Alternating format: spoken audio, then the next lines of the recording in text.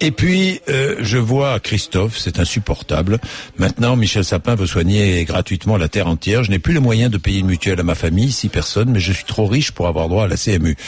Mon fils a été aux urgences suite à une chute, 250 € à ma charge. Je serai en situation irrégulière, ce serait gratuit. Où est la logique? Alors justement, on en parle avec Arnaud, qui a 33 ans, qui est chirurgien dans le Val d'Oise. Bonjour Arnaud. Bonjour Jean-Jacques. Bonjour, Oui, allez-y. Je vous appelle au sujet de l'AME. Oui. Je vous ai appelé il y a 3 mois, j'ai l'impression de retourner dans le passé pour à peu près une même histoire, parce qu'il y a 3 mois, donc au mois de juin, on annonçait que le budget de l'AME avait été amplement dépassé. J'ai ressorti les chiffres que j'avais plus en tête, 17 millions de dépassements. Et puis on parlait en même temps de diminuer la durée de séjour des femmes qui venaient d'accoucher, qu'on avait discuté ensemble. Et puis là j'ai l'impression que ça recommence. J'ai l'impression que là on dit on veut diminuer le congé maternité, congé paternité, etc. Et puis je vous remercie de m'avoir appris, parce que je ne savais pas que le budget de l'AME avait été augmenté de 73 millions. Donc oui. je tombe des nues.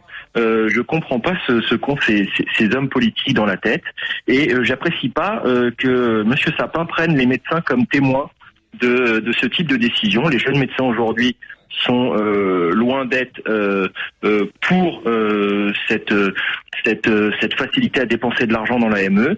L'éthique médicale, elle peut parfaitement se conjuguer avec des réalités économiques d'aujourd'hui.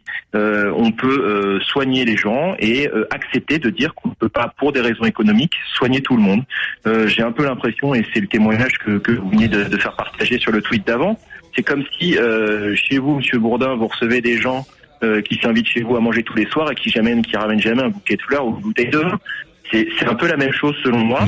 Et je comprends pas que les mêmes causes font les mêmes effets, et 3 mois après on refait la même chose. Moi, quand chez moi j'ai l'impression de dépasser un budget et que mes situations ne me permettent pas, l'année d'après je revois mon budget à la baisse. Je l'augmente pas, moi, justement. Et donc j'aurais aimé qu'à l'échelle de l'État il se passe la même chose.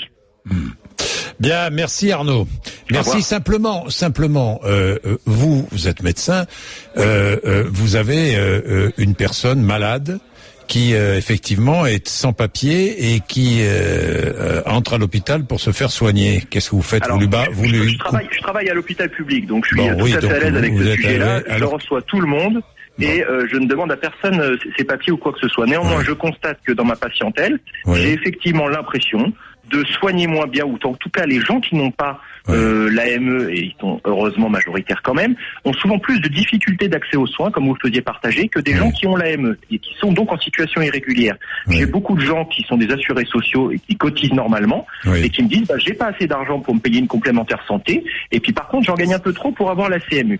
Je trouve ça pas normal. J'aimerais que les gens qui participent au système soient mieux couverts et plus couverts que des gens qui arrivent en situation irrégulière. Évidemment qu'il faut soigner tout le monde. Évidemment qu'il y a une déontologie médicale, heureusement, et je rassure Monsieur Sapin à ce sujet-là, mais j'aimerais néanmoins dire que l'aide médicale d'État est à la base un dispositif fait pour assurer des soins urgents et vitaux.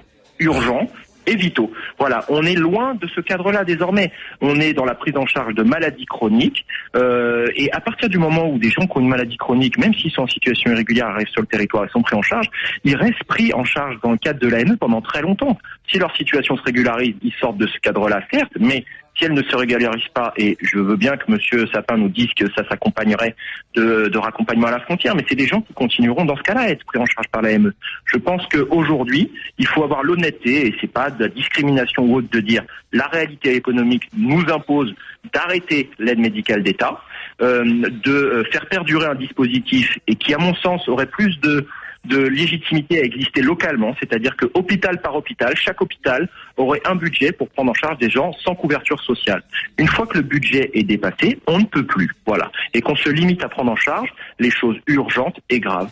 Une personne qui arrive en France pour se faire dialyser, ça coûte X mille euros par an, ne peut pas se faire dialyser. J'en suis désolé. Si demain vous allez à l'étranger, Monsieur Bourdin, pour vous faire dialyser et que vous n'avez pas de papier, on vous dira, Monsieur Bourdin, ce n'est pas possible. Voilà.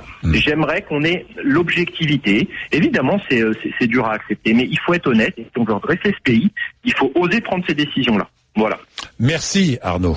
Bonne journée. Au revoir. Merci. Au revoir.